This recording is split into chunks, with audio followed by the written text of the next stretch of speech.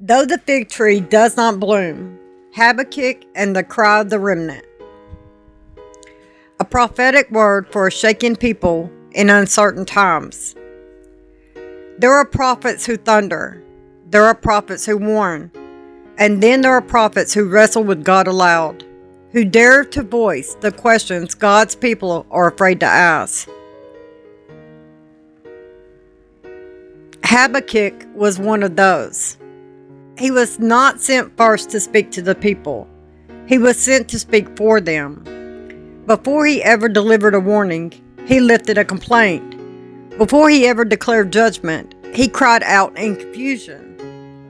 Before he ever offered hope, he stood where many of God's faithful stand today, bewildered, burdened, and exhausted by the silence of heaven.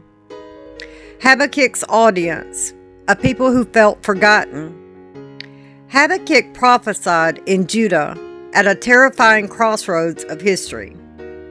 The nation of Assyria was fading, Babylon was rising, and Judah, small, compromised, and internally corrupt, stood directly in the path of an unstoppable empire. But the greatest threat was not Babylonian outside the gates. It was wrought within the walls. Violence had become normal. Injustice had become institutional. The righteous were surrounded by the wicked. The law had grown numb, and truth had lost its voice. Habakkuk looked around and saw a people who still went to temple, still spoke God's name, still claimed covenant, but whose society no longer reflected God's heart. And so he cried out, not in polished prophecy, but in anguish. How long, O Lord, must I call for help, and you do not listen? Habakkuk 1:2. This was the cry of Judah's faithful remnant. They were not rebellious. They were not pagan. They were not indifferent. They were confused, and they were asking, why does evil seem unchecked? Why does injustice win? And why does God appear silent when his people suffer? Habakkuk voiced the ache of those who still believed, but were struggling to understand how belief fit into the chaos. So God's shocking answer, I am doing something you would not believe. God answered Habakkuk, but not the way he expected. God said, I am raising up the Babylonians. In other words, I am not blind. I am not absent. I am not inactive. But my solution will shock you. Judah expected rescue. God announced discipline. Judah hoped for revival. God revealed invasion. And suddenly the remnant faced a deeper crisis. How do you trust God when his plan is more frightening than the problem? Habakkuk did what few dared to do. He questioned God again. How can you use a nation more wicked than we are to judge us? This is not rebellion. This is raw faith. It is the faith that refuses to let go of God, even when God's ways wound our understanding. The emotional impact on the people. Imagine Judah hearing this message.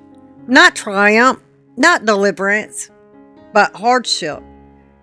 They felt fear of war and exile, anxiety for their children, grief over the loss of homeland, confusion about God's justice, and weariness from prolonged decline.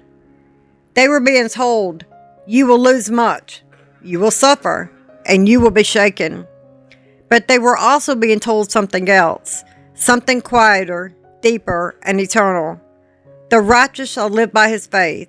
Habakkuk 2:4. Not escape, not comfort, and not certainty. Faith. The prophetic parallel, the remnant today. Now hear this, remnant of God. Habakkuk's audience is not locked in history. They are alive in spirit right now. You too live in a time where moral clarity is blurred.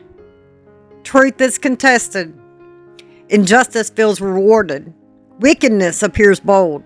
And God's justice seems delayed. You too cry, how long, Lord? Why does evil prosper? Why is the righteous mocked? And why are your people weary? Like Judah, you are surrounded by systems larger than you. Like Judah, you feel the pressure of forces you did not create. And like Judah, you are tempted to despair, not because you don't believe, but because you believe deeply. The prophetic message going out in the remnant today is not soft. It is honest. It says hard times are coming. Shaking will intensify. Systems will fall. Comfort will not save you, but neither will fear. Though the fig tree does not bloom, the remnant song. Habakkuk does not end in despair. He climbs higher. After wrestling with God, after hearing the hard truth, after standing watch on the rampart, Habakkuk makes one of the most defiant declarations of faith in Scripture. Though the fig tree does not blossom, and there be no fruit on the vines, yet I will rejoice in the Lord. I will rejoice in the God of my salvation. This is not denial. This is mature faith. This is a faith that says, even if the economy collapses, even if peace disappears, even if comfort fades, even if prayers seem unanswered, God is still God, and I still trust Him. This is the posture of the remnant today. Not optimism, not escapism, but unshakable allegiance. The deep spiritual encouragement I want to try to give you. Habakkuk teaches the remnant 3 eternal truths. 1. That God sees what you see. Your frustration does not offend Him. Your questions do not disqualify you, and your tears are not ignored. 2. God is working beyond what you understand. Silence does not mean absence. Delay does not mean denial. A judgment does not cancel promise. And 3. Faith is not feeling secure. It is choosing trust. The righteous do not live by answers. They live by faithfulness. Remnant of God, you are living in a Habakkuk hour. You are watching the rise of modern Babylonians. You are witnessing the shaking of foundations.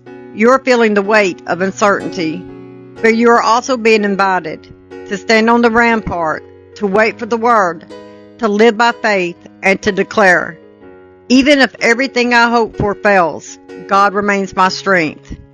Habakkuk reminds us, the vision may tarry, but it will come.